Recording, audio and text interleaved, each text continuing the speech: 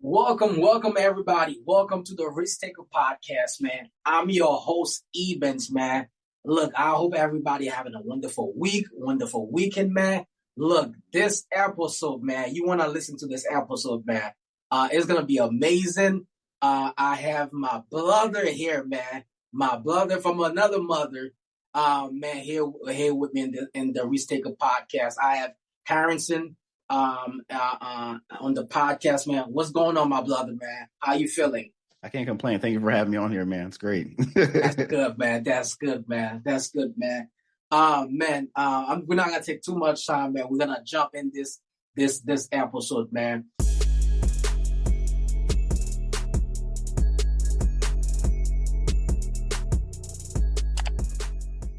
And people could listen to our episode on Apple Podcasts. You could watch it on YouTube. You could listen to Spotify, Risk Taker Podcast. So Harrison, man, we actually met was it about a year? I would say about a year. Almost a year ago. Yeah, probably. Almost a year at a event, man, and we had a great conversation, and we got connected, and from there we kept a relationship. I saw your post on LinkedIn. I was like, man, I should interview this gentleman because you have a story. Now you have a story that people could get inspired from your story, man. So let's tell the audience a little bit about yourself, man. All right. So my name is Harrison Woods. For the last 15 years, I've been a professional DJ. I have a DJ business. DJs working under me, and I get them jobs and gigs and stuff like that. And my huge, I guess, with my story is that I made many pivots in my career. So it's funny how, I went to school to become a doctor. I got my BS in biology, and I decided to pivot to becoming a professional DJ. My senior year of college, I dropped out. Took 2 years off, became a professional DJ, went back to school, finished up, got my BS in biology, and decided to pursue medicine. Was working at a clinic. Some things were going on at the clinic I didn't agree with, and DJing blew up, and I decided to pivot towards becoming a DJ, build the business behind that for the last 15 years. And then I just recently pivoted becoming a fund manager for real estate multifamily fundraising. And that's what I've been doing the last year and a half. Nice, man. Nice, man. You said something, man. We have a lot of stuff to discuss, man. DJ, man, like how did you get in there? I don't know if you noticed that about me. Like I'm a DJ also too. Awesome. So I've been doing it almost since I was 16. Okay. Professionally over 12 years now, professionally. So man, we got something in common, man. All right, so I'm gonna go back. So you went to school. What was the reason that you dropped out? What was the reason? I got to a point where I guess the reason why I dropped out is that it was hard for me to see the end line. So the one thing about becoming a doctor is that, especially when you're in undergrad and you're taking your prerequisites in order to apply for medical school, is that you don't really get that experience within a clinical setting, because all you're learning is about it at the time is school, science, chemistry, biology, and stuff like that. And you don't really get that in-field experience, which is why I tell people if you want to become a doctor and stuff like that, it's very important that you shadow a doctor so you know what you're going to be doing on a day-to-day basis. And you kind of lose that while you're in school, because your day-to-day thing is just going to class, going to lab, studying, and all over again for the next 10 years of your life before you get any sort of like clinical hands-on experience. So I think I kind of lost that joy while I was in school for the first time, because all I was doing was class, and it just didn't like resonate with me. And then I just got into DJing, and I realized that was a huge passion of mine. I love doing it. I love practicing and stuff like that. And that's when I realized I felt this at the time I was wasting my time in college. So that's when I dropped out. Okay. Well, I'm glad that you say that, because I always say that like there's other ways that a person could achieve their dreams. Exactly. College might not be the way. It could be something else, like yourself, DJ. You fall into DJ, then from there you fall into real estate. So it doesn't have to have like the college route. And for me, it didn't happen like I dropped out of college because it wasn't for me. And I tell people that nothing against a college or anything like that. Because if you want to become a doctor, you need to go to college. If you want to become a lawyer, you need to go to college. Absolutely. For you to become a successful business person, entrepreneur, you don't necessarily need the college route.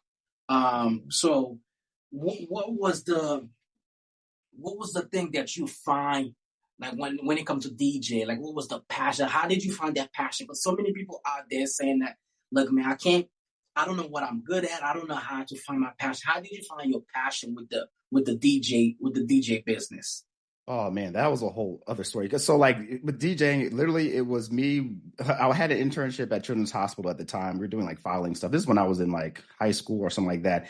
And or I was in college, my first year of college, some sort of stuff like that. So anyway, I was walking downtown and I saw a pair of turntables and the guy had it set up with Serato and stuff like that. And I was like, it was like the most amazing thing I've ever seen in my life. And I remember we finally got paid after like it was a whole bunch of complications around getting paid for a chop. And finally we get this big check and I blew the whole check on turntables. All right, risk takers, quick break before we dive back in. If you've been building, grinding, and betting on yourself, it's time your wardrobe matched your mindset. Owig apparel isn't just clothing, it's a statement. From the bold risk taker hoodies to the signature dream chasers tees, every piece is designed to remind you why you started.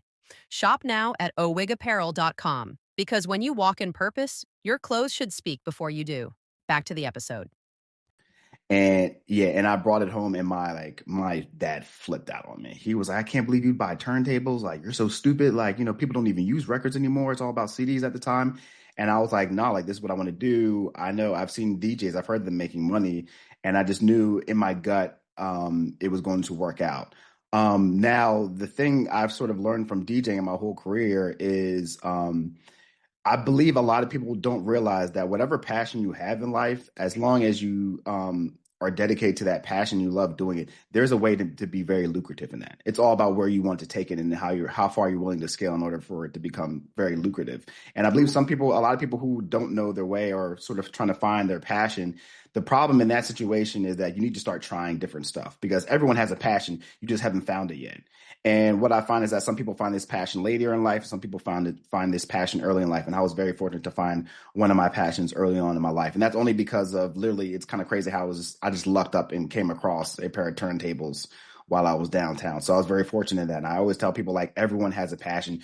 You just have to find it, and you need to start trying different stuff and trying new stuff because chances are if you haven't found it, it's because you haven't tried enough stuff yet. So True, very true, man. Very true. And you said something like you took that fund and you invested, right? yes, You basically you invest in absolutely. yourself. You invest in your business. That's one of the most important thing when you going after something. When you're going after a passion, when you're going after your dreams, right? You gotta be able to invest because Absolutely. it's gonna be it's either you're gonna invest time, you're gonna invest money, you're gonna invest something, and what most people don't like to do, man, they don't like to invest in themselves. I don't know Exactly. if you see that doing your career, like people don't like to invest in yourself. But if you wanna make more money, if you whatever you wanna do, the first step you have to do is invest in you. You know? Yeah, yes. So let me say this. That's very, very important. One of the greatest experiences of my life I've ever had was investing in my DJ equipment and it becoming exponentially profitable. So let me tell you, this is a crazy story. I Mm-hmm. was early in my DJ career, I was like, okay, I need DJ experience to start working for this entertainment company, doing bar mitzvahs and stuff like that. And I'll never forget that he owned all the equipment. So I learned very quickly that people wanted to hire me outside of the company. I didn't have any equipment, so it was very important that I bought equipment. But in my head, I really didn't have a gauge of like how prices were. And then he made a very fatal mistake: is that he left one of the receipts in the van one day. And I remember I looked up and I was like, "You mean to tell me he's getting paid, X amount of dollars, and I'm only getting like a quarter of that money? So you mean to tell me all I need is speakers, a mixer, and wires and all that stuff like that, and I could be Mm-hmm. making like damn near three times the amount I'm making now?" And so I'm like, oh wow, like I need to be first and foremost, I need to have ownership over everything.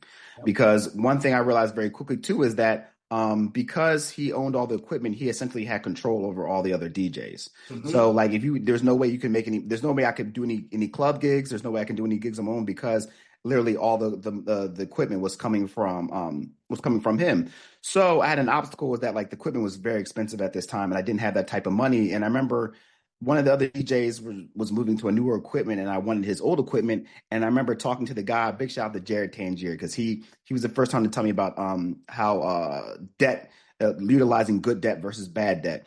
So I was like, Jared, I want to buy this mixer. It was a Rain 62 mixer for all you DJs that know. And he was like, all right, I'll sell it to you for $1,000. And I was like, Jared, like, I don't have $1,000. And he was like, listen, look, here's what I'll do for you. For the next 10 jobs, I'll take $100 out of your check. We'll cut your checks in half, and whenever you get paid, whenever you get paid, you give me half, and then when you get $1,000, the mix will be yours. And I was like, I was thinking to myself, I was like, Jared, like, I don't know, but I was fortunate at the time that I didn't totally depend on the DJ checks. So I was like, all right, 10 jobs, that's a lot of jobs, but whatever. And that's when I realized too that when you are working towards something, like, time flies kind of fast, because all of a sudden it was like, oh shit, like 10 jobs is over. Like, oh, I own this mixer outright, and he gave me the mixer, and I was like, wow, like, okay, this works.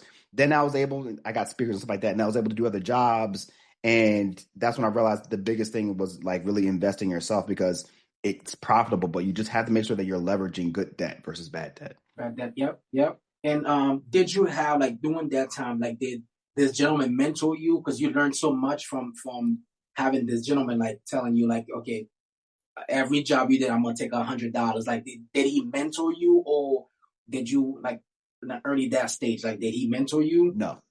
Okay. So this is another thing too. This is a huge lesson. That's a great question. Is that no, he didn't mentor me, but he taught me that lesson, and I'll never forget it. Even to this day, like that was the first time I knew about leveraging debt in order to invest in yourself and like that. But here's one thing I've learned from DJing that's been kind of crazy, and especially that's helped me out in the fund manager world, is the fact that 15 years being a DJ, I'm working every weekend. I'm doing really good. I'm doing clubs, all that other stuff, making pretty good money, making good money comparative. Anyway, but I realized that I could teach someone what I know within 5 years. There's only two things I can't teach you. I can't teach you to hustle and be competitive, and I can't teach you to have certain experiences that you need to have as a DJ, as far as like, blowing a crowd and bringing the crowd back, stuff like that.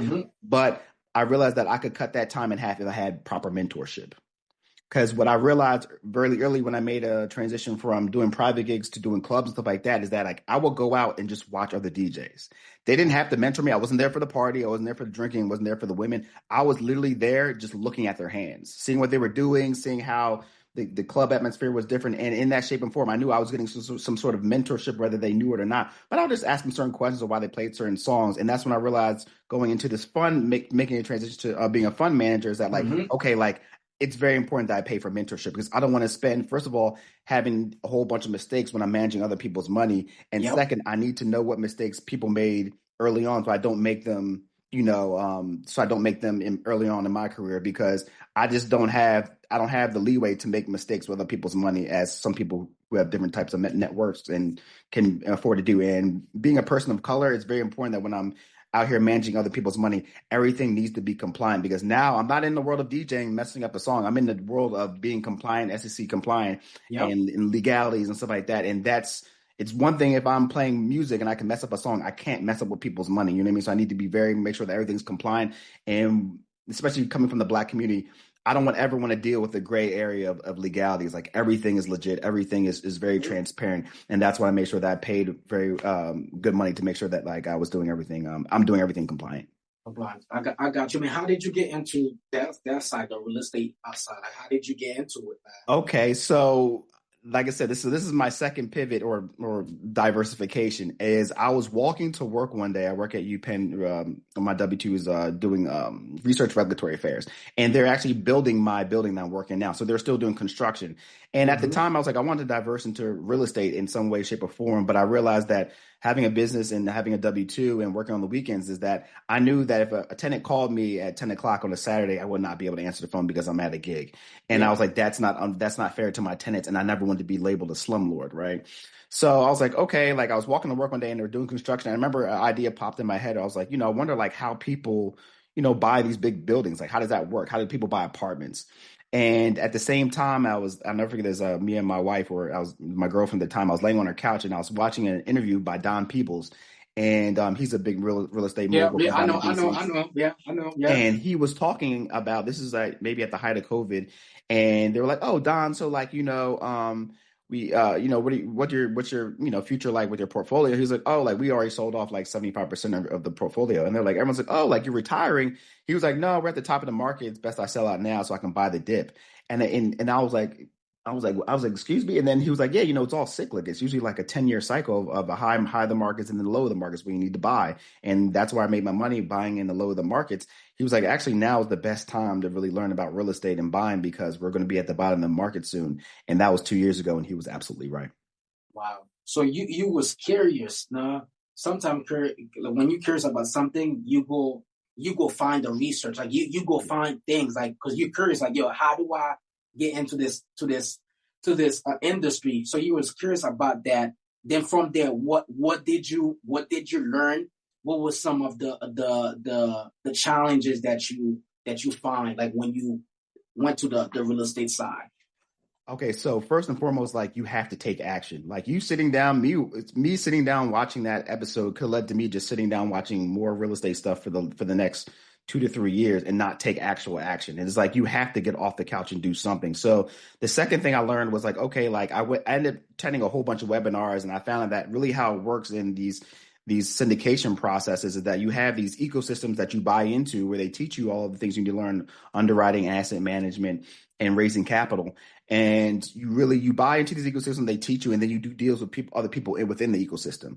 And I was like, all right, well, stuff is like really expensive. Like I thought at first it was a scam, and then I started going to these different ones, and I realized, okay, everyone's prices are similar, but like, how does this work? And that's when I realized that a lot of these people that were in these ecosystems of syndications, they were all coming from already owning 10 houses, 100 doors, already own 300 units. They're just trying to make the shift to syndication to buying these bigger assets. Mm-hmm. And I remember being embarrassed. I remember being in these breakout rooms and people were talking about how many doors they owned, and they'd be like, oh, how many doors do you own?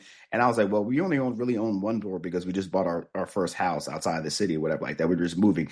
And I remember everyone just started cracking up, and I was like super embarrassed. And the guy was like, no, like we're not laughing at you. We're laughing because like you're so lucky. And I was like, what do you mean lucky, man? Lucky, He's like, yeah. nah, man. He's like, you don't understand. Like, I wish I knew what I know now 10 years ago, and I would have never bought all these doors. I would have just jumped straight into syndications. And I was like, wow, like everyone kept telling me the same thing about how lucky I was to just start off doing this. But the thing about breaking into this is that there was such a big barrier with the cost of learning these things. So I decided to bet on myself again, and I cashed out my 401k. And bought into these groups. Yeah. Oh yeah. I went balls to the wall, brother. See, there's now we're talking because you just took a risk. You just took a risk. Like I said, most people won't do that. Like you said, you took a risk, getting money out your 401k. Like you cash out or 401k. Most people be afraid. Yeah. Oh, absolutely, brother. The biggest thing I learned from DJing was like I bet on myself, and it worked before. And like I said, it's very important that you have that experience of investing in something and it becoming profitable. Like I remember, like, what am I going to use this money for? What am I do? Buy another pair of shoes? Buy a car? I can barely afford it. And it was like, no, I need to focus on spending this money on assets so I can take care of my family, learn it. And my biggest thing, honestly, was like I didn't want to work for anyone anymore. So keep in mind, DJing was going good to the point where I could quit my job, but I was like, no, like I know I don't want to scale DJing any further than what it is. So the lifestyle I have now, I'm always going to be here unless I take another leap to make another more amount of money. And that's when I was like, okay, I need to cash out and learn what I learn now. So I cashed my 401k, took a huge penalty on that, and I invested in the mentorship and learning acquisitions.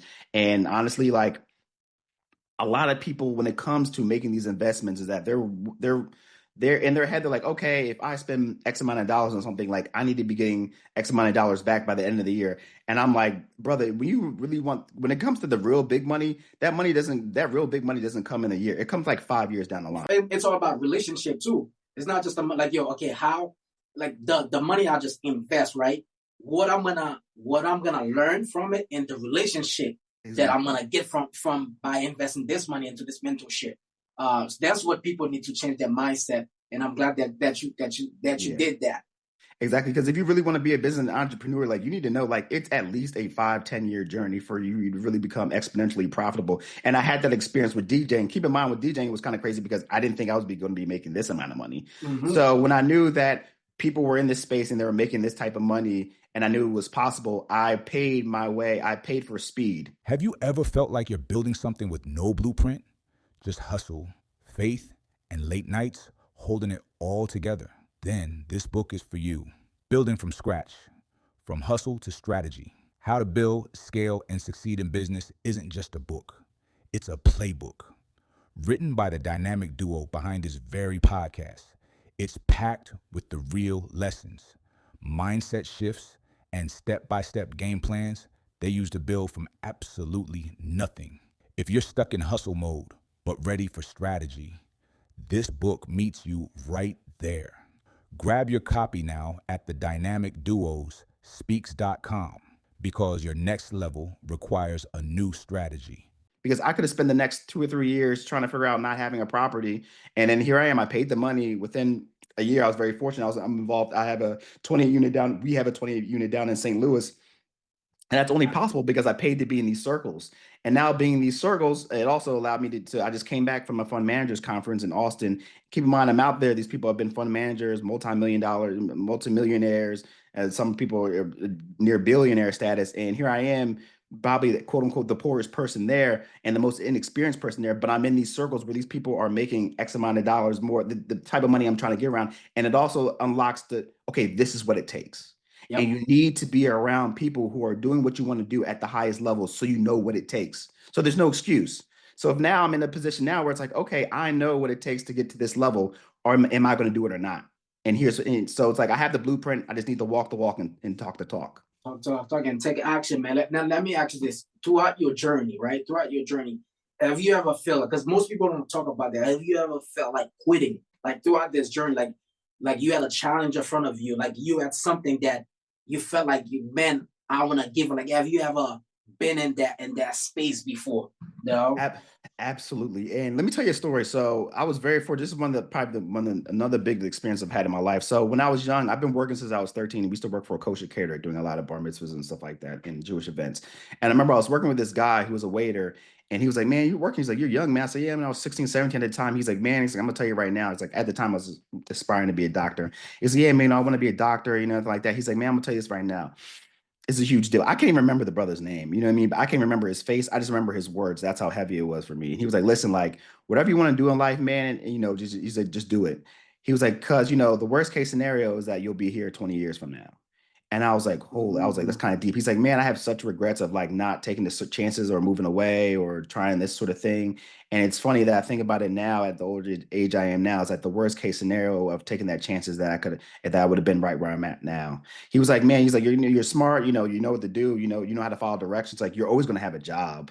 You're always going to be able to find a job because you're qualified. You know how to listen to people and stuff like that. So it's like, what's the worst that can happen? You fail and then you end up here 20 years later. And that in the back of my mind has always resonated with me because I was working with guys. I was 16, 17 at the time, working with guys who were twice, 3 times my age. And I just remember the regret they had about life. And I'm like, man, I wish I would have pursued that. I wish I would at least try that because if I would have failed, I've been in the same place. But then, you know what I mean? But now they didn't try it at all, and now they're guaranteed to be there. So for me, it was like, all right, like I'm always going to bet on myself because what's the worst case scenario? Like I stay at my W-2. You know what I mean? Like that's the worst case scenario. Well, I lose money. I mean, I have a steady job. I'm financially responsible. I'm always going to be able to bounce back. But it's like if you don't take the chances, you're going to be exactly where you're at now for the rest of your life. Very true, man. Very true, man. You gotta be able to take that risk, man. That's my thing. Like if you don't take that risk, man, you're gonna regret like 10. They say that where most people dreams is at the cemetery. No, Yeah. a lot of people who had the chance in life, like who had the chance, but they never took on that risk. No, they never took on that risk to write that book, to open that business, to do anything that they want, not to travel. No, and because life, what I realized in life is too short, man. You gotta be able to bet on yourself, invest in yourself, take that risk. You're gonna learn something from it. You're gonna learn from it. You're gonna learn from the failure, man.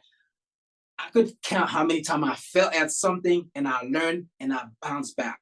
No, so now let me ask you this: like, how faith has played a role, like throughout your DJ career, your real estate career, like how faith play a role, like how faith had like your faith, because that's one of my things too. Like you gotta have faith, like to take on that risk, to bet on yourself. You gotta have faith. Like how faith play a role in your career, man. Honestly, I'm not a huge faith-based person. I'm into meditation. I wouldn't say like I'm a super religious person, but honestly, when it came to just having faith in myself, I just knew seeing these other people do it. I'm like, they're really no smarter than I am. Like, why would someone else be able to, like, why can't I do it? If I know what it takes, you know what I mean? And plus I'm coming from an environment where, especially with DJing, it was highly competitive.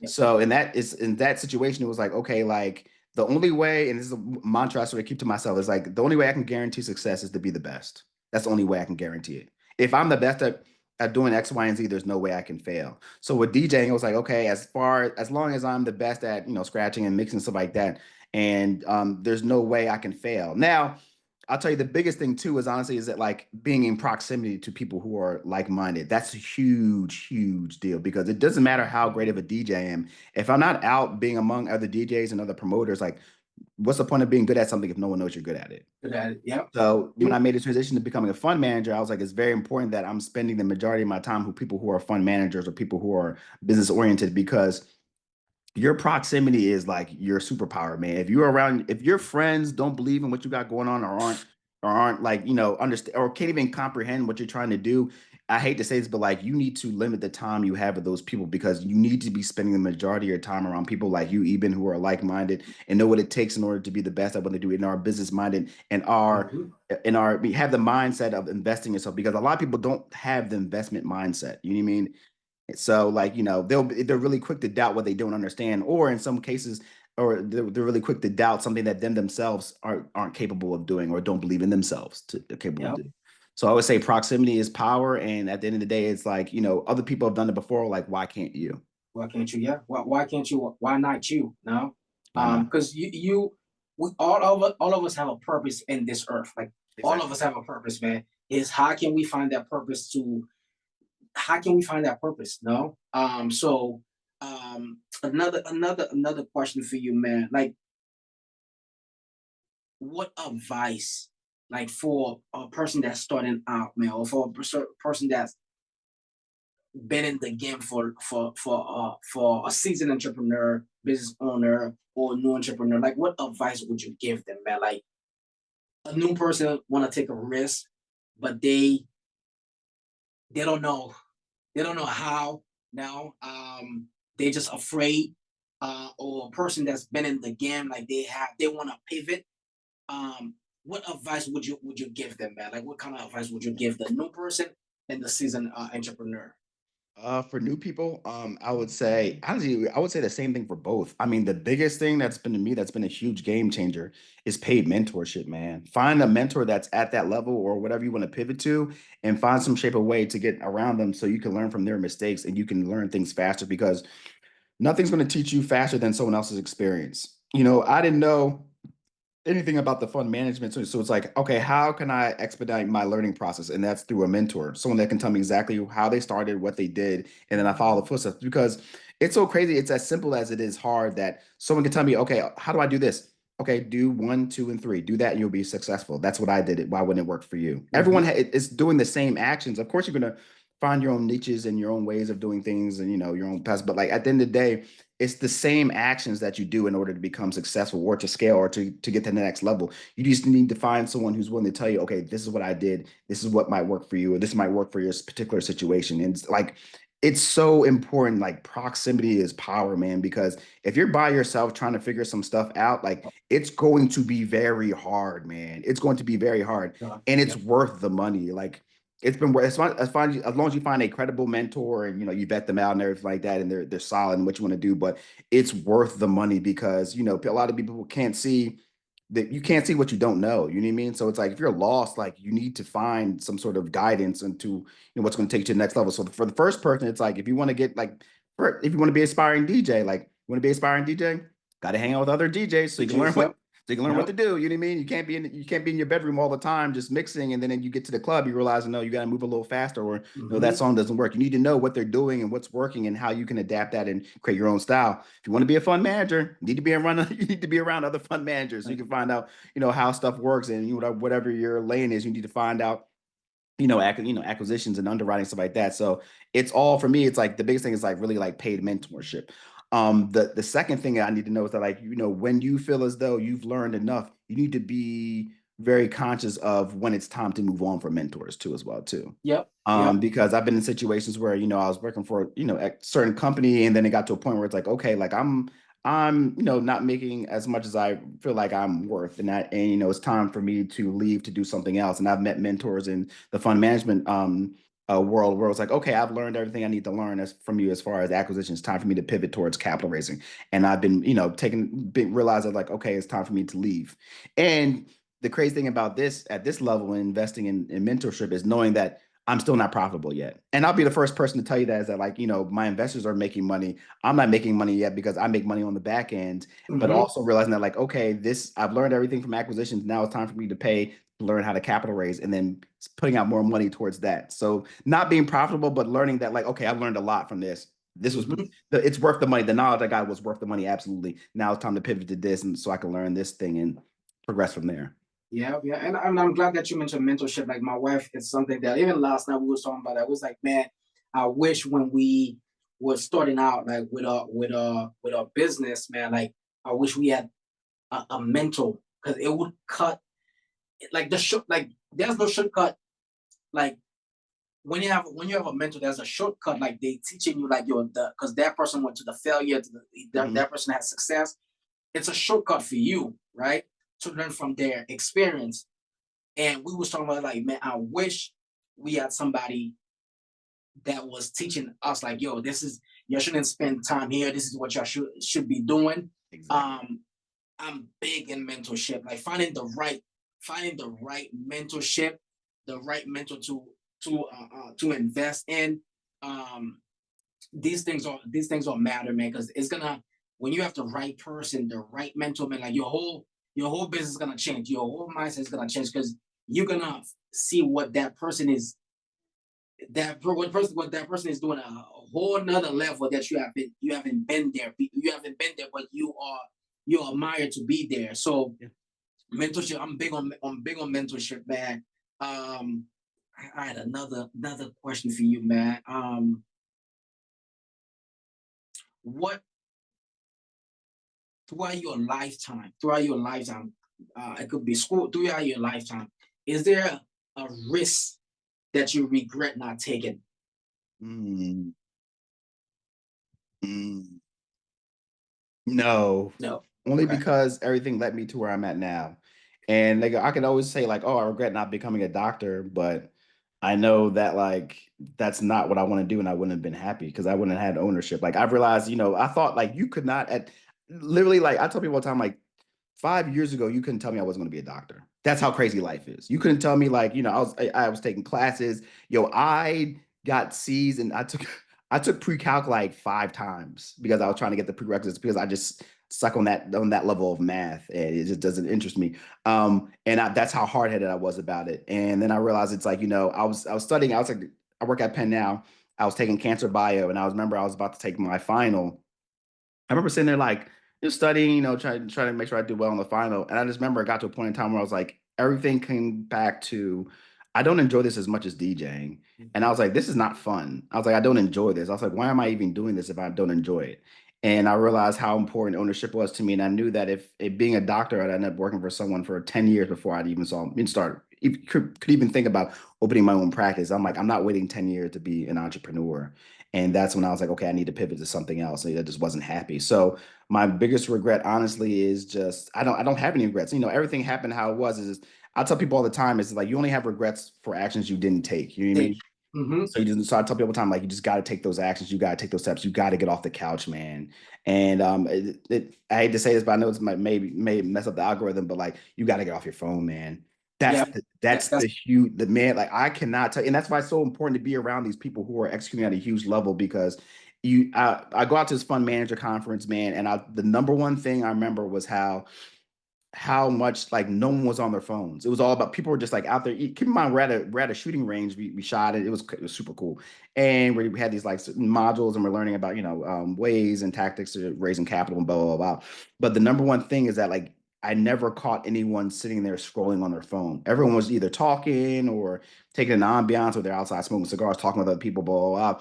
But man, that's when I realized like how much people say it's like it's the easiest time. We've been spoiled, our generation, with how easy it is to acquire information, to make things happen, and things were harder in the past. Yes, things are easier now for you to get the information and for you to make things happen, but at the same time, it's just as easy for us to get distracted, because you end up scrolling on your phone, and all those hours are burning, man. And just, you have to take back your time. If you're listening to this now and you're sitting there scrolling your phone for like hours a day, man, like, you have to take control of your time, because these guys at the higher level that are multimillionaires, like, they're strict, they're super strict about how they allocate their time. Like, literally, it's funny because I forgot to even do this now with you, even, but keep in mind, I'm not mad, I'm not pressed for time or anything like that. But I should have been pressed for time. I should have been like, oh, usually they jump on the beam, they're very open, like, oh yeah, I got a hard stop at 10:30, man, just to let you know, and before we get started. You know what I mean?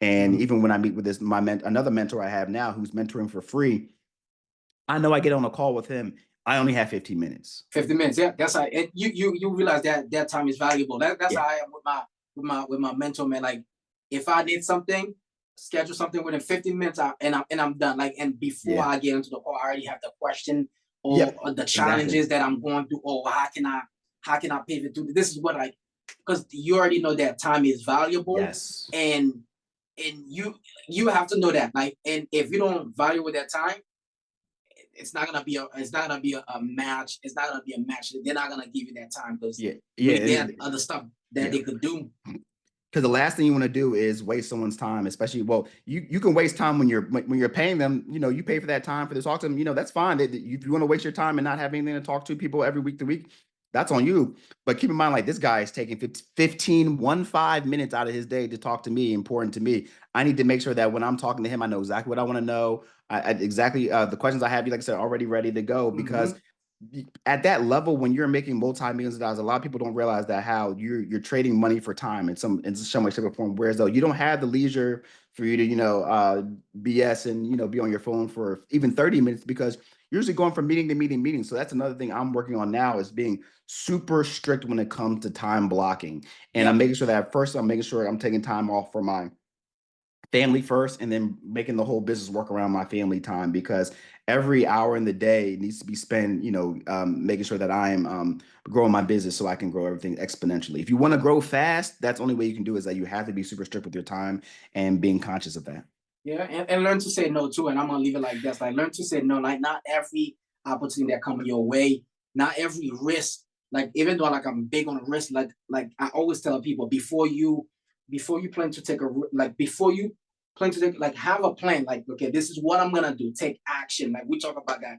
Bet on yourself. Take action, because that's the action is out of everything. Action is the most important thing. Now, because you might have something, an idea here, you might have a passion for something, but if you never take action on it, it never go. It's never gonna do anything for you. No, because the action you gotta. And then you'll have regret. And there's nothing worse than that, being old and having regret, man. I've seen that in people multiple times, and I'm telling you, like, you're going to get old one day, and you're going to have regrets of stuff you didn't do in life. So one thing I know, an old person never told me that they have regrets at failing at something. I've never heard anyone say, like, I regret I didn't become a painter. Like, that's a huge failure. No, you didn't fail at that. You just found something else you wanted to do, and at least you tried that. You know what I mean? So it's like, I know I'm never going to become a doctor. I spent 10 years of my whole college career trying to be a doctor. I went to college for essentially no reason, because I'm not in the field or anything like that. So it's like, do I regret that? Absolutely not. It was part of the journey, and it led me to where I'm at now. So even your failures will lead you to what you ultimately succeed in. Like, if I never went to college, I may have never had the internship. I would never saw the turntables downtown.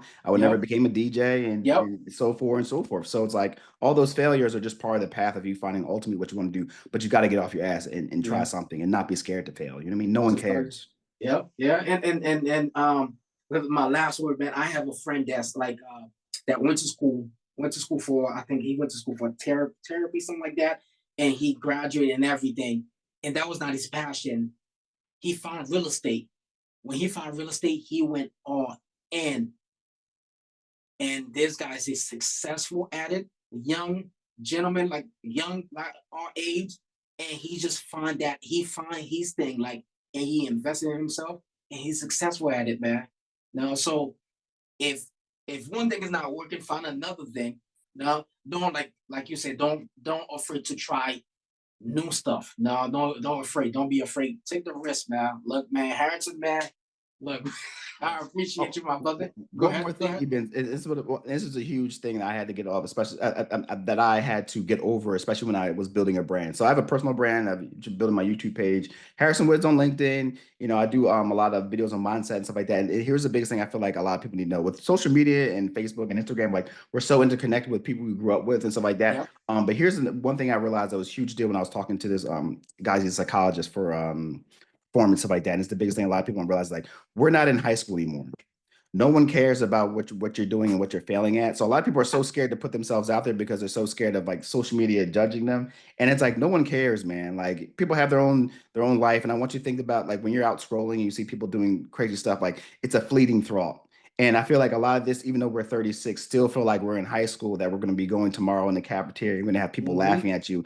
And in case in point, a lot of times the people who are even discouraging you are just mad because they don't have the faith to do what you're doing. So I tell people all the time, like, whatever you want to do, just do it, man. Because if you fail, you fail. It's no big deal. No one cares, man. Like no one cares, man. Like, and like I said, when you're old, you're gonna have those regrets. So I just take action. Gosh, there you go. We gotta leave it like that. Take action, my people, man. Look, man, ladies and gentlemen, there you have it, man. Thank you, my brother. Thank you very much, man. And I'll see you guys on the next episode. I'm out.